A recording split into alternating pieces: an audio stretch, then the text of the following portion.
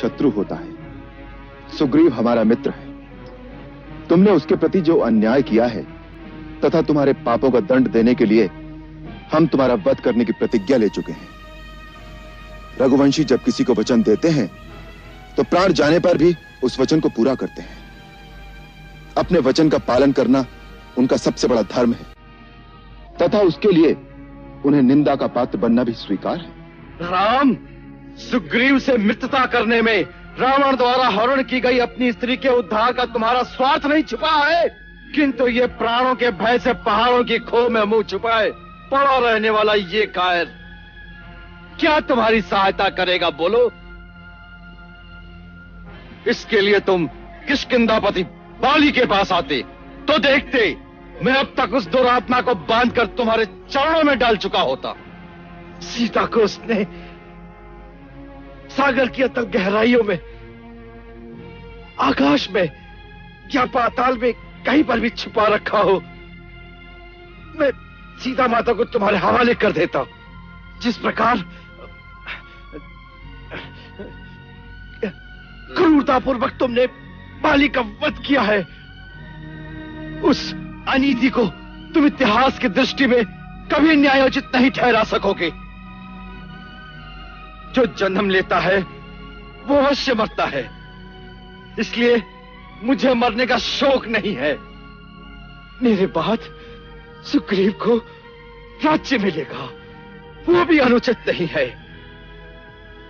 अनुचित इतना ही है कि तुमने मुझे रणभूमि में मेरे साथ वीरों की भांति युद्ध करके मुझे नहीं मारा, मुझे अधर्म पूर्वक मारा है तुमने मेरी निरपराध हत्या की है। तुम्हारे इस पाप का प्रायश्चित कभी नहीं होगा राम, कभी नहीं होगा।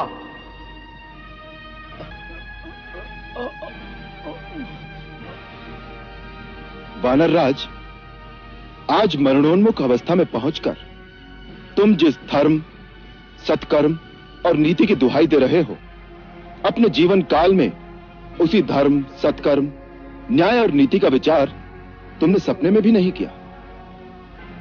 धर्म, अर्थ, काम और लौकिक सदाचार तुम स्वयं ही नहीं जानते हो। आचार्यों द्वारा धर्म के स्वरूप को ठीक ठीक जाने बिना ही आज तुम मुझे धर्म का उपदेश देना चाहते हो।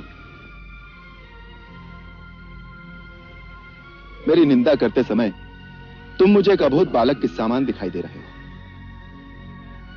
तुम स्वयं चपल हो और चंचल चित्त वाले अजितात्मा वानर तुम्हारे मंत्री हैं। जिस तरह एक अंधा दूसरे अंधे को रास्ता दिखाए, वैसे ही तुम्हारे चपल मंत्री तुम्हें परामर्श देते हैं। फिर तुम धर्म का विचार कैसे कर सकते हो? धर्म के सूक्ष्म स्वरूप को कैसे समझ सकते हो? धर्म की बात तो दूर रही, अपने अपरिमित बल के मद में चूर होकर तुमने तो सामान्य लौकिक आचार व्यवहार का विचार भी कभी नहीं किया। बड़ा भाई, पिता तथा गुरु तीनों एक समान पूजनीय माने गए हैं। उसी प्रकार छोटा भाई, पुत्र तथा शिष्य तीनों एक समान माने गए हैं। पुत्र की वधू, अनुज की भार्या तथा भगिनी के साथ अपनी कन्या के समान पवित्र संबंध रखना पारिवारिक, सामाजिक तथा नैतिक धर्म है, परंतु तुमने कभी किसी मर्यादा का कोई पालन नहीं किया। अपने छोटे भाई सुग्रीव के साथ अन्याय करके बिना किसी दोष के उसे निष्कासित कर दिया और उसके जीते जी उसकी पत्नी रूमा को अधर्म और अनीति से पत्नी की भांति अपने अधीन रखा। ऐसे पुरुष का वध करना ही उसके लिए उपयुक्त दंड माना गया है। अनुज बधू भगनी सुत नारी, सुनु सठ कन्या समय चारी। इन्हीं कुदृष्टि विलोकई जोई, ताहि बधे कछु पाप न होई, ताहि बधे कछु पाप न होई। यदि ये मेरा पाप भी था तो दंड देने का अधिकार केवल राजा को होता है। तुम्हें क्या अधिकार था न्याय का भार अपने हाथ में लेने का? अहंकारी वानर, तुम्हें यह विदित होना चाहिए कि पर्वतों, वन और कानूनों से युक्त यह सारी पृथ्वी हम इक्ष्वाकु वंश के राजाओं की है। इस समय इक्ष्वाकु वंश के राजा भरत है। उन्हीं की आज्ञा का पालन करने वाला और पवित्र इक्ष्वाकु वंश का वंशधर होने के नाते यहां के पशु, पक्षी, नर, वानर सबके प्रति दया का भाव रखने अथवा उन्हें दंड देने का अधिकार मुझे प्राप्त है। धर्मात्मा राजा भरत इस पृथ्वी का पालन करते हैं और उनके रहते कोई भी प्राणी धर्म के विरुद्ध आचरण नहीं कर सकता। अतः हम सब उन्हीं की आज्ञा से श्रेष्ठ धर्म में स्थिर रहकर तुम जैसे धर्म भ्रष्ट पुरुषों को विधिवत दंड देते हैं। वाली, सत्पुरुषों का धर्म अति सूक्ष्म होता है, उसे समझना बहुत कठिन है।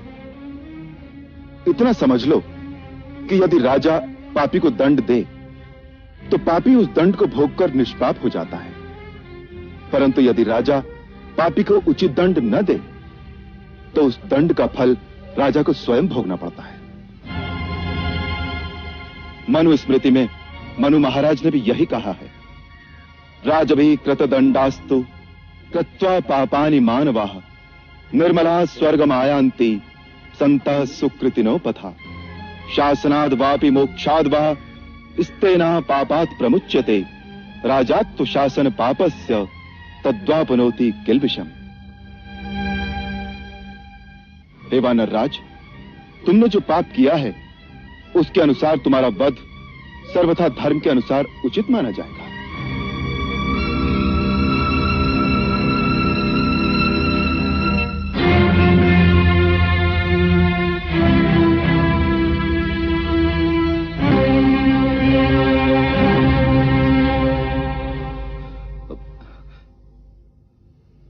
हे दिव्य स्वरूप नरोत्तम, दुष्टा, दंभ और अहंकार के पट मेरी आंखों के आगे से हट गए। मेरी आत्मा के अंतर चक्षु खुल रहे हैं, मानो आत्मा ने परमात्मा को पहचान लिया है। आपके अमोद बाण की पीड़ा के प्रमाद में, अज्ञान के आवेश में मेरे मुख से आपके प्रति अनुचित वाक्य निकल गए हैं। उसके लिए क्षमा करें प्रभु। आप तो परमार्थ तत्व के यथार्थ ज्ञाता हैं और मैं धर्म भ्रष्ट प्राणियों में अग्रगण्य हूं। हे कृपा सिंधु, मेरा अंत मुझे अचेत कर देने वाला है। उससे पहले अपनी चरण रज देकर मुझे प्रायश्चित कर लेने दीजिए प्रभु। प्रभु, प्रभु,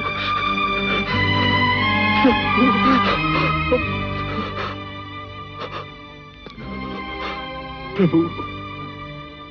हे वानर राज, प्रायश्चित तो तुम्हारा दंड पाने से ही हो गया। मनु ने कहा है, राजा से दंड पाकर मनुष्य फिर से पापहीन और पवित्र हो जाता है। सो हे राजन, तुम अब निष्पाप हो, इसलिए अधीर न हो। अपने मन से मृत्यु का भय संताप निकाल दो। हम सब तुम्हारी दीर्घायु की मंगल कामना के साथ तुम्हारी सेवा और उचित उपचार करके तुम्हारे प्राणों की रक्षा करेंगे। प्रभु, अब रक्षा किस लिए?